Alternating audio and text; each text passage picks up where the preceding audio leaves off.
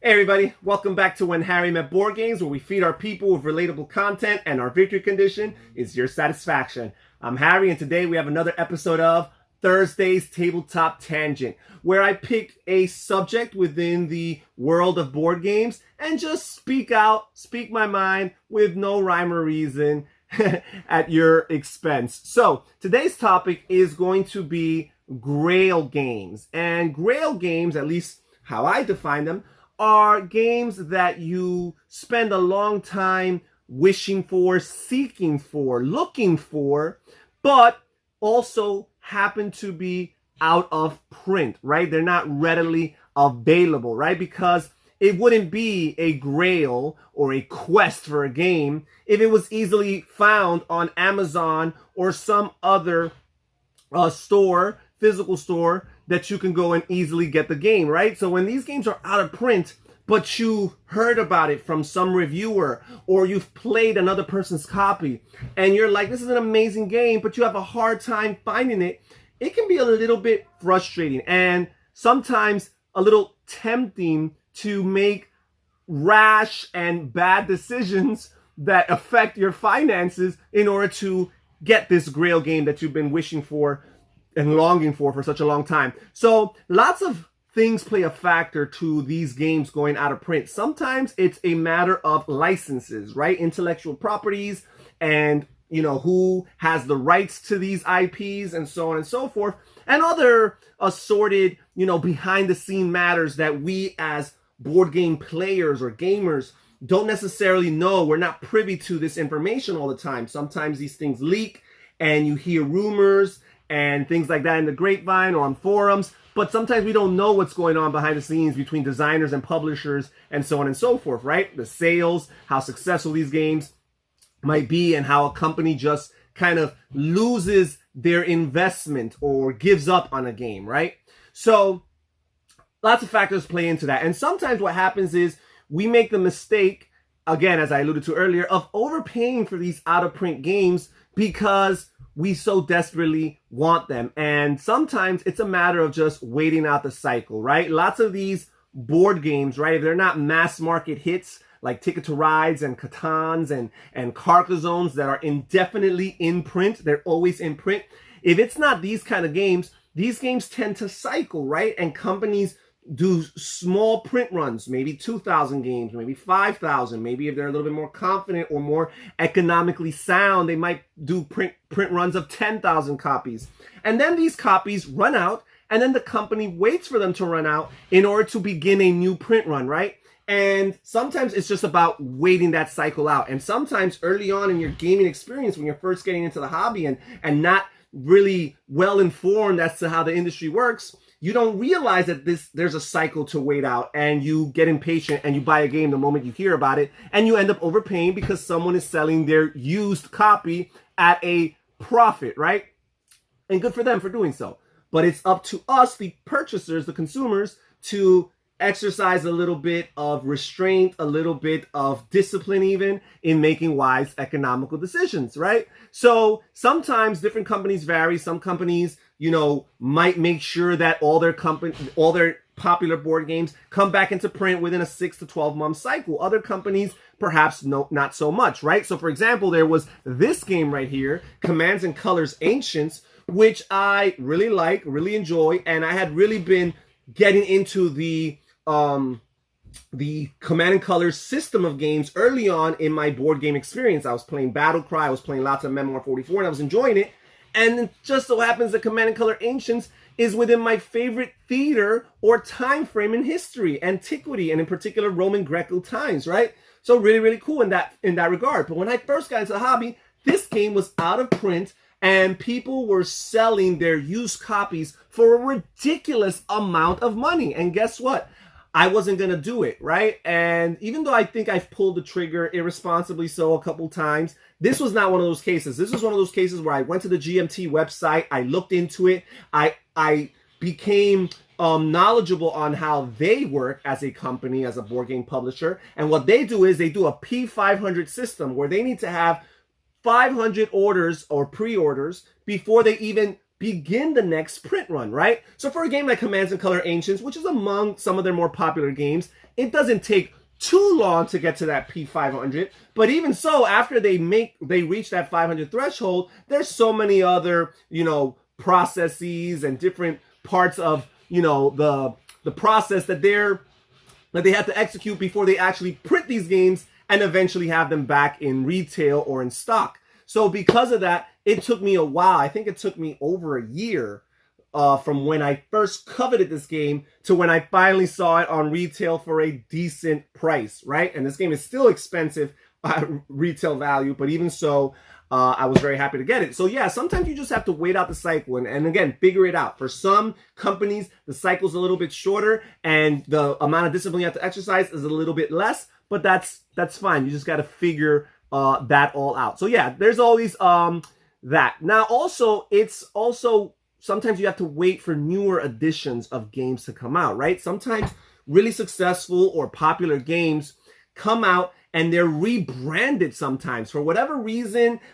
Previous company, just separated themselves from it, or maybe they just moved on from it thematically speaking and decided to, paint a new theme on it just to give it a different feel, a newer feel. So games that correspond to that idea are games like Macau and Bruges. And these are two games I've heard very good things about. So when I did, I decided to go and look into them on the Board Game Geek market, right?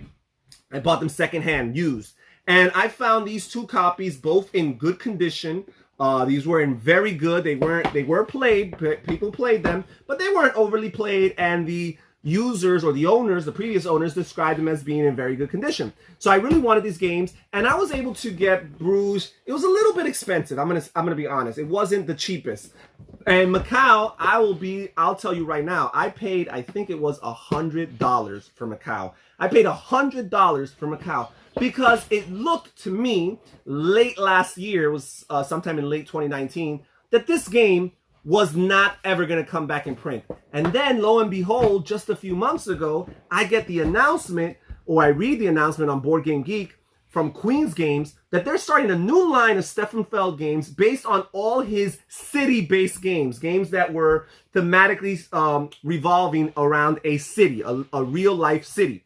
And the two first games that they're going to release within that line of games are going to be Bruges and Macau, and they are rebranded as Amsterdam, and I can't remember off the top of my head what the other city is, but these are both being rebranded by Queen's Games. From my understanding, mechanically speaking, they're going to be the same. I actually expect the graphic design and component quality to be better because, in my opinion, I think that Aliyah and Rio Grande don't do as well as Queen Games, even though Seaman Games does do pretty good components. So there is that. So I'm curious to see what those are going to be, but a part of me would have wished that I would have held out and waited a little bit longer to get these games at a better price, but c'est la vie, right? So there's that. And then there is the second editions of games, right? Not necessarily rebrandings, but games that, for whatever reason, the company and or designer have decided that there needs to be a few tweaks, right? The game was great, the game was successful, it was well received, but we need to make a few tweaks in order to correct some, mistakes in gameplay or frustrating experience in gameplay, things that make the game clunky or what have you. Try to streamline these games and improve upon them, right? So sometimes you got to wait out for these second editions, right? You've got games like Empires of the Void Part 2. You've got the second edition of the Ancient World, both Ryan Lockett games. And sometimes you've got to know that these games are out of print. They're really, really expensive, but the company has not necessarily given up on them. They have plans, right, in the pipelines to print a second edition, maybe even a third or fourth edition for some games. And you kind of have to investigate, look into that, go onto the forums for the respective board games within BoardGameGeek.com, check the websites of the publishers who publish these games, look into it and find out, because you are going to be better off. What happens when you spend, an obscene amount of money for a used copy of a first edition, and then shortly afterward, you find out that a newer edition is being released with better artwork, with better components, with streamlined rules, and to some extent, you feel like your purchase is invalidated and obsolete, right? And you don't want to have that feeling, right? Now, if you happen to prefer the older edition or love it so much and hear that the newer edition has some changes that are not to your liking, that's a different story. You can intentionally buy the older edition. But it's frustrating when you mistakenly buy those older editions because you were ignorant to the fact that these newer editions were being released, and that could be very, very frustrating. And then finally, sometimes there are games that just never get reprinted, right? Sometimes games, for whatever reason, were not as successful, or for whatever other reason, the publishers decided to move on, and you get the impression after a certain amount of years that they have moved on permanently. There is no turning back. And that's when you've got to say, I want this game, but am I really willing to pay an arm and a leg for it, right? And that's why you got to constantly search the geek markets on your respective games. Whenever I have a game that I really, really like and I know is out of print, and I start to, come to the understanding that these games are not going to be reprinted, I just constantly search the geek markets for those games, because every week people are posting new games for sale. They're used copies, and quite often they are actually almost new or actually brand new, still in shrink wrap. And every once in a while, I get these amazing deals for games that are still in their shrink wrap. So, for example, I have, let me get this over here. All right, still in its shrink wrap. And this is one of my proudest purchases, Carcassonne The City. And this is a very highly touted edition of Carcassonne that, for whatever reason, I don't understand why, Z-Man Games is probably never, or Rio Grande, no company is ever going to reprint this game. It's done for whatever reason. I get that impression. But the cool thing is that I got this game for about $40 plus shipping and handling, and a very decent price at shipping and handling at that. That was amazing. That's pretty much the typical price of a Carcassonne game, maybe a little bit more. And because I was constantly checking, quite often you would see these games for sale at $100, at $150, sometimes even at $200, and used and in good condition or even okay condition as reported by the previous owners. But this game is still in shrink wrap. I still haven't opened this game and played it, but I bought it in shrink wrap, and that was so cool at a great price. Another game that I was able to get a steal for is Rune Age. I've been wanting this game forever. I got into the Terranov Runebound universe, and the deck building mechanism has always jumped out to me and appealed to me. So when I saw this game, I really wanted to give it a shot. However, it was out of print and people were selling it for very expensive. Now, because it wasn't that successful, people were selling it for like $70, $80, but I didn't want to play $70, $80 for what apparently is a small deck building box. So I waited it out, and for many, many years, and finally found a box for $20, still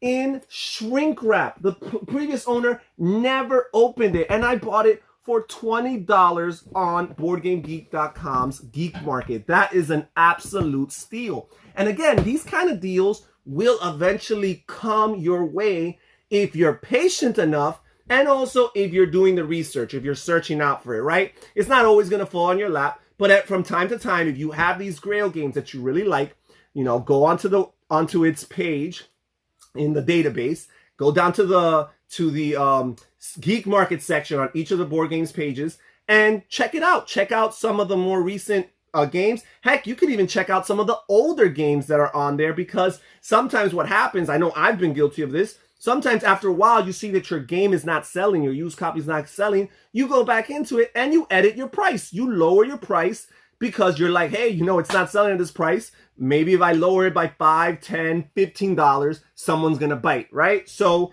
again, check throughout, scroll all the way down. There's several entries. Sometimes a game might only have 3 or 4 copies for sale. Sometimes they might have over 50 copies for sale. Scroll through all the pages, through all the listings, and find a price that works for you. And also a good condition, that is in good condition. At least very good to like new to new in order for you to purchase it and make sure that it works for you economically. So that's it for today. I just wanted to talk about this. This is a topic that's near and dear to my heart. I always get excited. I think I'm one of the few people, perhaps, that I get more excited when I purchase a game that is a Grail out-of-print game for me, and I get it at a good price. I am more excited than when I buy a new, hot off the press, the latest, newest, shiny thing in the industry type of game. When I get the game that's all the buzz, that does not excite me nearly as much as when I get a Grail game of mine. All right, so that's all for today's